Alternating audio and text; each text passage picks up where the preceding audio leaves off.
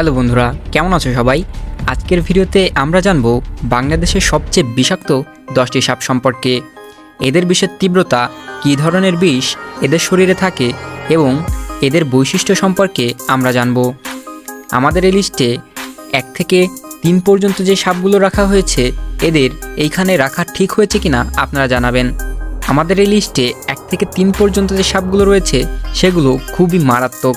তাহলে চলুন শুরু করা যাক। নাম্বার 7, কালাস বা ব্র্যান্ডন কিট।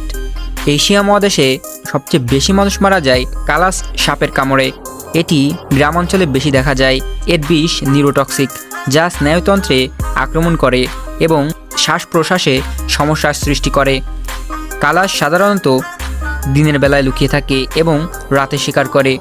কালাস সাপের বিষে জ্বালাপড়া করার প্রোটিনগুলো থাকে না, যার কারণে সম্পূর্ণ ভিডিওটি এই চ্যানেলে আপলোড করা আছে।